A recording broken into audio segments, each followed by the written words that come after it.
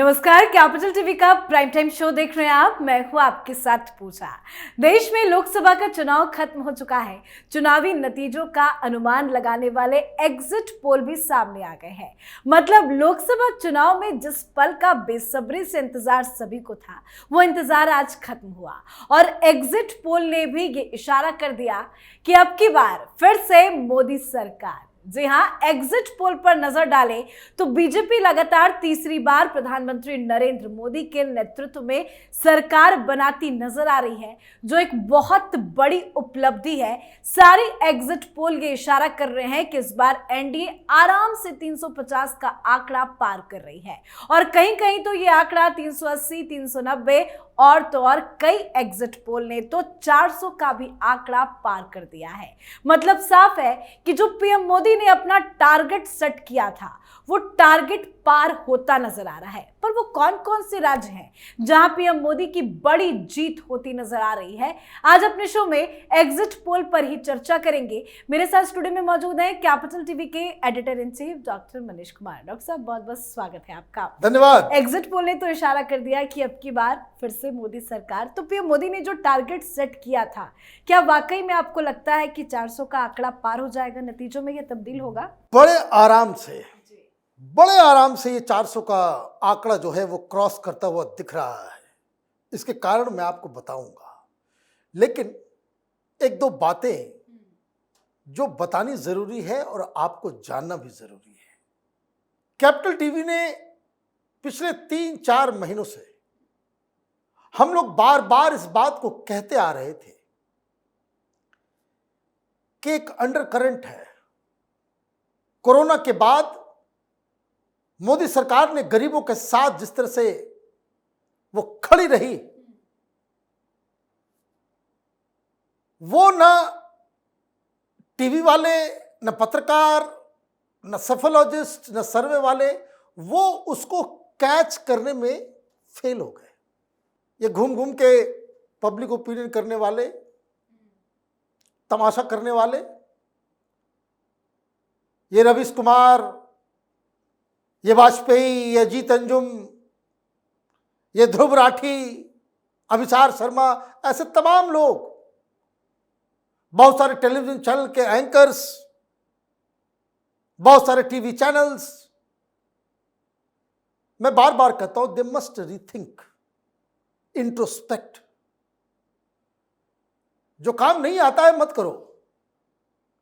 जनता की नब्ज को समझने वाला जरा सा भी गुण आप में है नहीं। पब्लिक को गुमराह मत किया करो। टीपी रीडर थे, टीपी रीडर रहो। ये जो अफवाह फैलाने का धंधा जो है तुम लोगों का, ये देश में, समाज में उसको ये विषाक्त करता है, जहर फैलाता है। The kind of mental violence in लोगों की वजह से समाज में व्याप्त होता है। अभी देखिए, उसी के आधार पे एक कांग्रेसी प्रवक्ता, ये न्यूज़ 24, उसके ऊपर मैं सुन रहा था कि इसका मतलब नहीं कि हम छोड़ देंगे, चुनाव हार जाएंगे, लेकिन सड़कों पे मतलब नतीजे तुम्हारे फेवर में नहीं आएंगे तो तुम आंदोलन करोगे। ये क्या तमाशा लगा रखा है इन लोगों ने, और ये क्यों हो रहा है मैं बताऊं। ये मोहब्बत की दुकान खोलने वाले थे ना, इसमें सिर्फ और सिर्फ घृणा के सौदागर बैठे हुए हैं। मेंटल वायलेंस समाज के अंदर, किसी को चांटा नहीं मारना, किसी को कुछ नहीं करना, लेकिन घृणा का संचार लोगों में इतना ज्यादा करवा देते हैं ये लोग कि कल, मैंने बताइए, अकल के अंधे हैं ये लोग। ऐसे तो बंदर की तरह हर जगह इधर से उधर कूदते फांदते रहते हैं। आप जर्नलिस्ट हो, चुनाव की रिपोर्टिंग कर रहे हो, इतना बड़ा वेव था, हम लोगों को तो नजर आ रहा था, आपके अकल पे ताला लगा हुआ था। भाई, पुलवामा में वेव था, 2014 में वेव था। ये सब लोग कहते हैं रिजल्ट आने के बाद, रिजल्ट आने के पहले आंख में क्या लकवा मार देता है, दिमाग काम नहीं करना बंद कर देता है, सुन्न हो जाता है।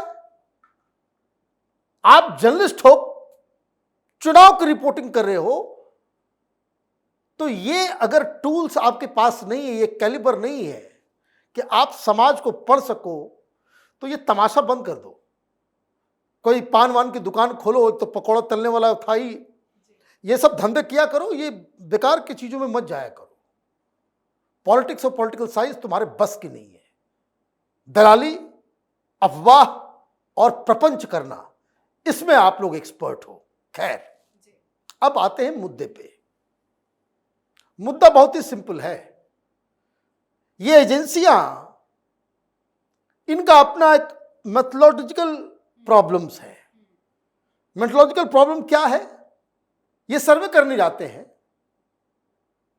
तो बहुत कम लोगों के पास आप लोग मिला होगा कभी, चूंकि हम लोग इस सब चीजों को हमने स्टडी किया भी है, तो बाकायदा फॉर्म होता है। आजकल तो फोन पे करते हैं, अदरवाइज वो जो महिलाएं गरीब हैं, अनपढ़ हैं, जिनको घर मिला है, जिनको अनाज मिलता है, जिनके बैंक में पैसा ट्रांसफर होता है, इतनी गर्मी में दूर सुदूर इलाकों में जो बूढ़ी माता लाइन में लग के वोट देने जा रही है, वहां तक ये सर्वे वाले पहुंच ही नहीं पाते। जब आप पहुंचोगे नहीं तो वो एक हिस्सा जो है वो चला जाएगा। पिछली बार तक 2019 तक गरीब, खास करके बिल्कुल जो समाज के आखिरी पंक्ति में खड़ा है, वो परिवार भारतीय जनता पार्टी का मूल वोटर नहीं था। वो तब भी मायावती को दे रहे थे, लालू यादव को दे रहे थे, समाजवादी पार्टी को दे रहे थे, अलग अलग जगह पे। And it's a matter of fact. Urban centres जहां था वहां भारतीय जनता पार्टी के जितना पढ़े लिखे लोग उतने सब भारतीय जनता पार्टी को वोट करते हैं। जो आप पुराने आंकड़ों को देख लीजिए, एजुकेशन स्टैंडर्ड बढ़ता है, सबसे ज्यादा ग्रेजुएट्स में सबसे ज्यादा वोट जो है वो पड़ता है भारतीय जनता पार्टी को। तो ये तो पूरा स्ट्रक्चर था। इस इलेक्शन में क्या हुआ? इस इलेक्शन में जाति की जो दीवार थी वो मोदी ने तोड़ दी उस अनाज से। हमने बहुत जगह जाकर के ग्राउंड रिपोर्टिंग की है, और मैं कभी ऐसा नहीं करता कि मैं 10 लोगों को इकट्ठा कर लिया, फला पार्टी के फला लोगों को। वो जहां होता है वहीं पे मैं शुरू हो जाता हूं। महिलाएं खुद चल के आ रही थी, वो कह रही थी कि भाई हम क्यों नहीं वोट करें, हमने कभी बीजेपी को वोट नहीं दिया, लेकिन वो भी फिर भी हमको अनाज मिलता है। तो ये जो वर्ग जो नया जुड़ा है, वो कह रहे भाई वेब नजर नहीं आ रहा है, कोई उसका प्रधानमंत्री मोदी के, भाई आप करते रह गए, घंटा डोलाते रह गए आप लोग, है ना, आरती उतारते रहिए। शाम तक भी कह रहे थे कि 293 आ जाएगी। मैं कह रहा हूं अगर वो 290 कर रहे हैं तो उनका मतलब ही है कि भाई वो समझ चुके हैं कि खेल खत्म हो गया।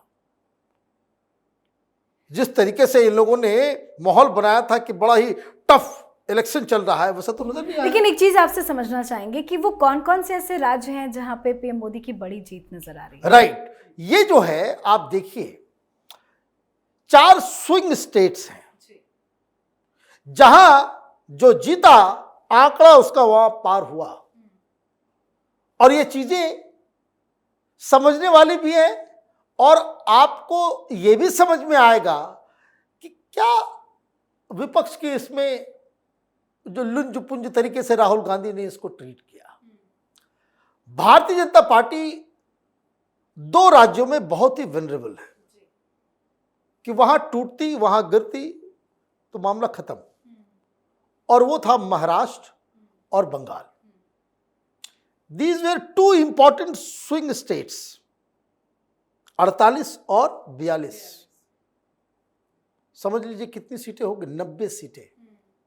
और वहां पे बड़ा ही भारतीय जनता पार्टी ने अपनी ही गलतियों से, महाराष्ट्र में अगर कांग्रेस पार्टी ने कायदे से स्ट्रेटजी बनाई होती तो महाराष्ट्र का गेम बदल सकता था। उद्धव ठाकरे अलग थे, ये सारे लोग अलग थे, नए नए लोग थे, लेकिन आपने क्या किया?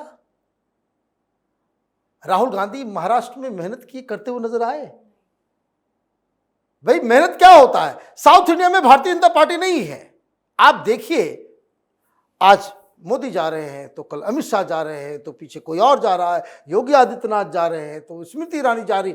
आपने क्या किया? पैक कर दिया। वो जितने भी इंग्लिश स्पीकिंग लीडर्स हैं नॉर्थ इंडिया के, जनरल वीके सिंह तमिलनाडु में ही बैठे रहे, उनको टिकट नहीं दिया। गाजियाबाद से उनको टिकट नहीं मिला, लेकिन उनकी ड्यूटी लगी हुई थी कहां? तमिलनाडु की। आप देखिए, जहां आप नहीं हो वहां मेहनत करके आपने एग्जिट पोल में अपनी जगह बना ली। महाराष्ट्र आपने अपने खराब रणनीति की वजह से गंवाया, उस वजह से 400 पार। दूसरा, जहां बंगाल का कहानी, वहां भारतीय जनता पार्टी ने पटखनी दी। और मैं आपको बता दूं, सारे सर्वे जो कह रहे हैं 22 से 26, 22, ये 30 प्लस जाएगा, ये 30 प्लस जाएगा। रीजन वही है, साइलेंट वोटर्स। वहां बंगाल में बीजेपी को वोट देकर के आने वाले लोग भी सर्वे वाले को नहीं बताएंगे कि हमने बीजेपी को वोट किया है। टीएमसी का इतना खौफ है वहां पे। तीसरा जो स्टेट था, जिसको भारतीय जनता पार्टी से जब तक आप छीनोगे नहीं, तब तक तो आप भूल जाओ कि दिल्ली के अंदर आप सरकार बदल सकते हो, और वो है उत्तर प्रदेश। उत्तर प्रदेश में आप जब तक भारतीय जनता पार्टी को 30 के आसपास नहीं रोकोगे, तब तक आप दिल्ली में कोई भी सपना देखना बंद कर दें। लेकिन वहां भी आपने गड़बड़ कर दिया, 5 साल तक सोए रहे। ये आप भाई लड़ाई किससे है? भाई बॉक्सर तो अपोनेंट को देख करके तैयारी करता है ना। ऐसा तो नहीं कि भाई किसी के साथ आके भिड़ जाओगे तो एक अपरकट लगेगा, सीधे मूर्छित होकर के गिर जाओगे। तो मेरा ये अपना मानना है। और चौथा स्टेट जहां पे इनको कुछ बेहतर करना था, वो नहीं हो पाया टर्न अराउंड, वो था बिहार। 40 सीटें। इन 4 राज्यों को अगर आप जोड़ लें तो कितनी सीटें होंगी? 90 प्लस 80 प्लस 40, 210 सीटें। 210 सीटों के ऊपर ही पूरा खेल है। बाकी तो जहां जहां आपका आमना सामना है, वहां तो आप कहीं नजर ही नहीं आ रहे हो। लेकिन अगर आपको टर्न अराउंड करना था, और इन राज्यों में भारतीय जनता पार्टी का एग्जिट पोल बता रहा है कि पिछली बार से बेहतर परफॉर्मेंस है, तो मतलब 400 पार होना तो तय है। और अभी तो बस ट्रेंड है।